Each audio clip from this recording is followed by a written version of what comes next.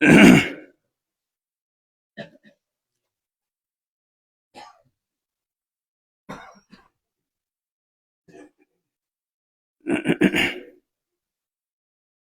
اندر جو خرابیاں ہوتی ہیں ان خرابیوں میں سے ایک غصے کا بیجا استعمال. غصہ آنا غیر اختیاری ہے لیکن غصے کا استعمال اختیاری ہے.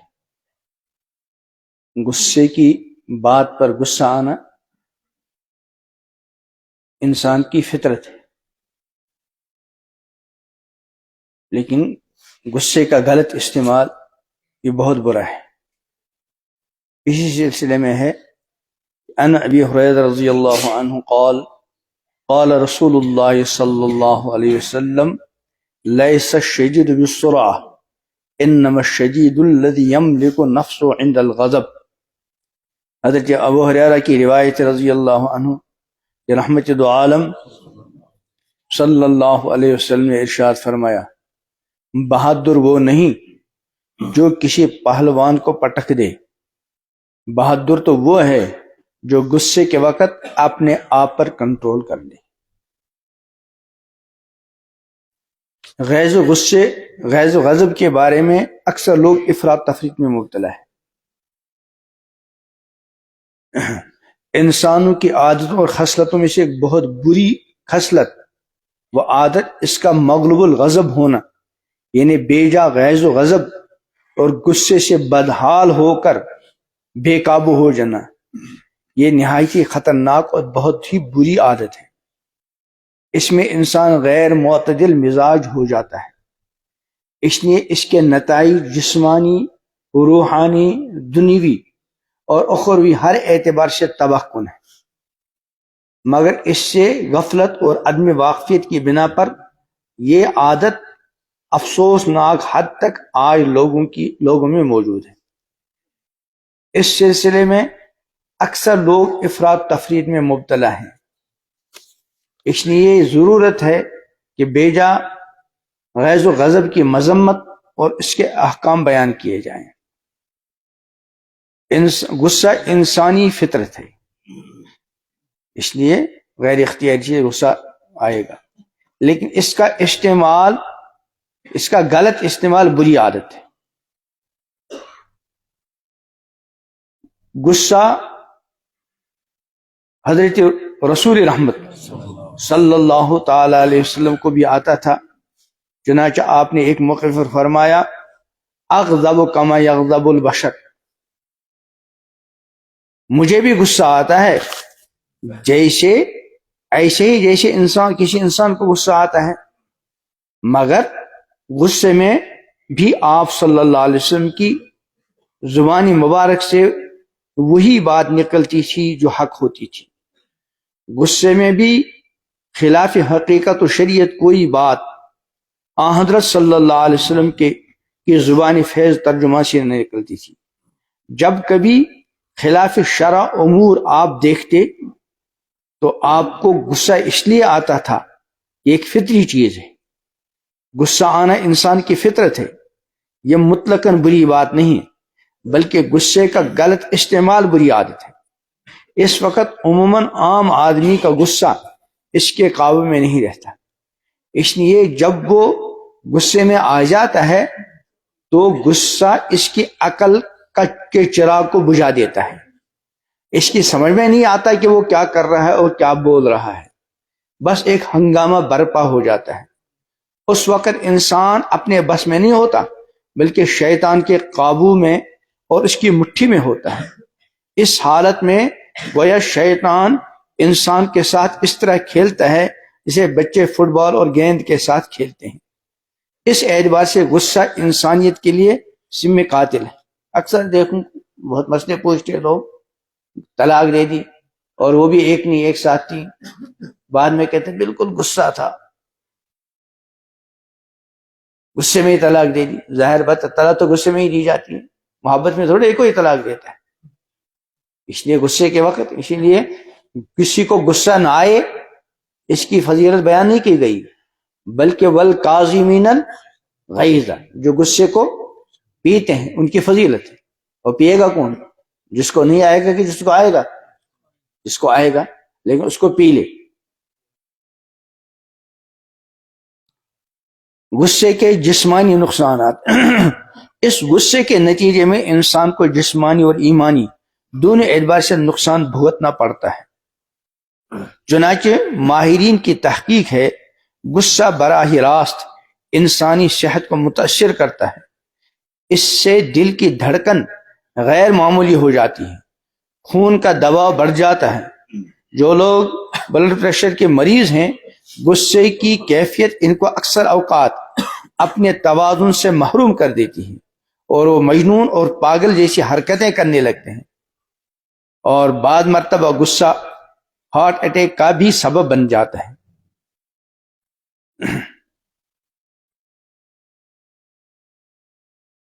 سائنسدانوں کی تحقیقات کے بعد انکشاف کیا گیا ہے کہ جتنا زیادہ غصہ آ جائے اتنا دل پر اثر پڑتا ہے، ہارٹ اٹیک کے خدشات میں اتنا ہی اضافہ ہوگا، کیونکہ غصے کا اثر پورے جسم پر پڑتا ہے۔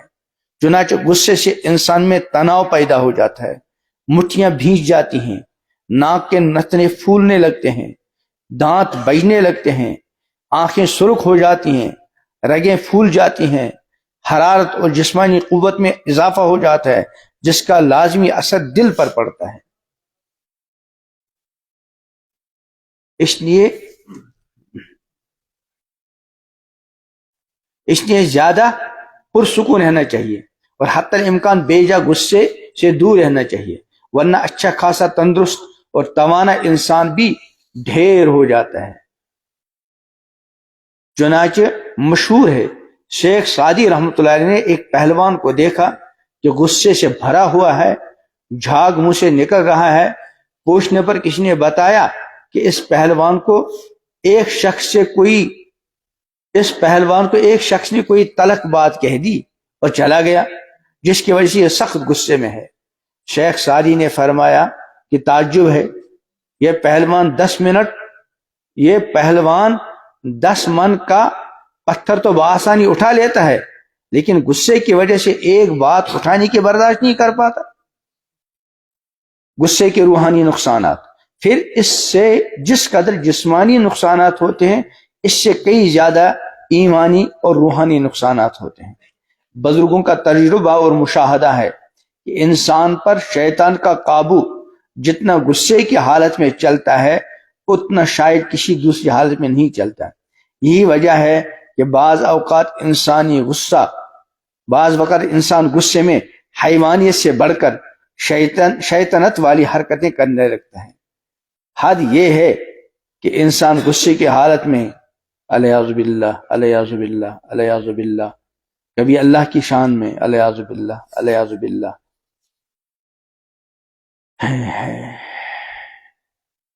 کوئی ایسا لفظ نکالتا ہے اللہ بچائے اللہ بچائے اللہ بچائے، شریعت مطہرہ کا انکار کرنے لگتا ہے، الیاذ باللہ الیاذ باللہ، کفریہ کلمات بھی بکنے لگتا ہے، والدین اور بڑوں سے بدتمیزی کرنے لگتا ہے، شاگرد اپنے استاد کو، اولاد اپنے والدین کو، مرید اپنے پیر کو، اور بندہ اپنے رب کو اس حالت میں چھوڑ دیتا ہے۔ اس حالت میں غصہ انسان کو نہ اللہ کی حدود کا خیال، اس حالت میں عموماً انسان کو نہ اللہ تعالیٰ کی حدود کا خیال رہتا ہے، نہ اپنی جسمانی اور روحانی نفع نقصان کا۔ بعض محدثین نے فرمایا کہ غضب اور غصے کی کیفیت دراصل شیطانی اثر اور وسوسے سے پیدا ہوتی ہے، جس کی وجہ سے انسان ظاہر و باطن میں اعتدال کی حد پار کر جاتا ہے اور ایسے اعمال و افعال کا ارتکاب کر بیٹھتا ہے جو شرعی اور اخلاقی ہر اعتبار سے غلط ہوں۔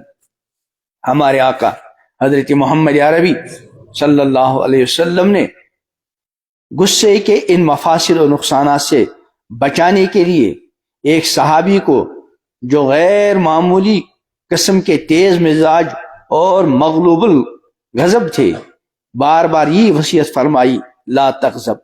انہوں نے نصیحت کی درخواست کی، لگا اس پر رکھو، آنکھوں پہ نہیں،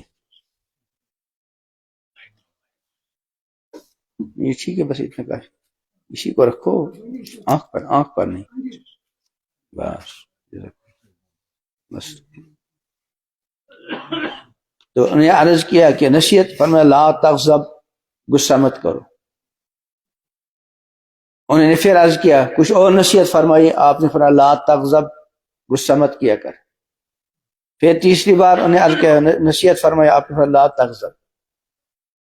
ہمارے حضرت جلال آبادی رحمۃ اللہ علیہ اکثر جب بچے جاتے تھے تو فرمایا کرتے تھے غصہ پاس نہ آئے. اب جو عام ہم جانے والے ہوتے تھے تو وہ بس اتنا حضرت فرماتے غصہ ہم ہی کہتے تھے پاس نہ آئے، اور فرماتے تھے اگر یہ غصہ کہیں مل جائے تو اس کو میرے پاس پکڑ کر لان میں اس کو ذبح کروں گا، اس غصے نے بہت تباہی مچا رکھی. تو یہ جو 3 مرتبہ فرمایا لا تغضب، حضور علیہ السلام کی یہ نصیحت انہی صحابی کے لیے خاص نہیں تھی بلکہ ساری امت کے لیے تھی. ایک دوسری حدیث میں آتا ہے ان الغضب لیفسد الانسان لیفسد الایمان کما یفسد الصبر الاصل. غصہ ایمان کو ایسا خراب اور برباد کر دیتا ہے جیسا ایلوا شہد کو خراب کر دیتا ہے. شہد بہت لذیذ چیز ہے اور ایلوا اپنے کڑواہٹ پن میں مشہور ہے. اب اگر ایلوے کو شہد میں ملائے تو اس کو بالکل تباہ کر دیتا ہے. فرمائے جیسے ایلوا شہد کو خراب کر دیتا ہے اسی طرح غصہ ایمان کو خراب کر دیتا ہے. ایلوا ایک نہایت کڑوی دوا ہے، اگر کوئی دور بھی کوٹ رہا ہو تو حلق کڑوا ہو جائے گا. حکیم الاثر مولانا محمد اختر صاحب رحمۃ اللہ فرماتے ہیں 1 من شہد میں ذرا سا ڈال دیجئے سارا شہد کڑوا ہو جائے گا. یہ حال غصے کا ہے کہ اس کی تلخی حلاوت ایمانی کو کم کر دیتی ہے یا مٹا دیتی ہے. مراد یہ ہے کہ آدمی کا ایمان غصے کی حالت میں صحیح سالم اور محفوظ رہنا نہایت دشوار ہے. غصہ ہر برائی کی جڑ اور فساد کی بنیاد ہے.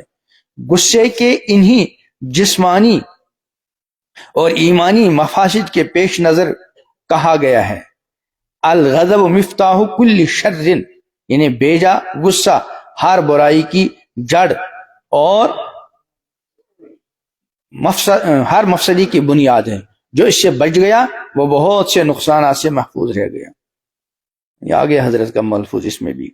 حضرت مولانا مسیح اللہ خان صاحب رحمۃ اللہ جلال آبادی فرمایا کرتے تھے یہ غصہ اتنی خراب چیز ہے اگر وہ مجھے راستے میں مل جائے تو میں اس کو ذبح کر ڈالوں گا.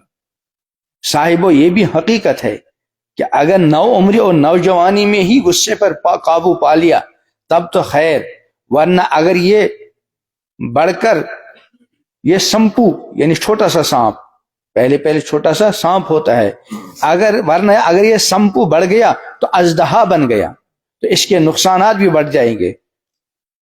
عمر کے ساتھ ساتھ اس کی گرفت بھی سخت ہوتی جاتی ہے، پھر انسان خسارے اور خمیازہ اٹھائے گا، پچھتائے گا، مگر اس کے پنجے سے رہائی آسان نہ ہوگی.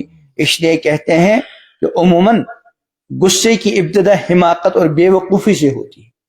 بے وقوفی سے غصے میں کوئی حرکت کر لی اور انتہا ندامت پر ہوتی ہے. کہتے ہیں کہ عموماً غصے کی ابتدا حماقت سے ہوتی ہے اور انتہا ندامت پر. جب غصے پر کوئی بے وقوفی کی حرکت کر لی اور بعد میں پچھتاوا، اور یہ انسان کے ایمانی اور جسمانی کمزوری کی علامت ہے. اللہ تعالیٰ بیجا غصے سے ہم سب کی حفاظت کرے، اور جہاں غصے کا موقع ہو اللہ تعالیٰ اس غصے کے شرعی استعمال کی توفیق دے اور غیر شرعی استعمال سے اللہ تعالیٰ حفاظت فرمائے.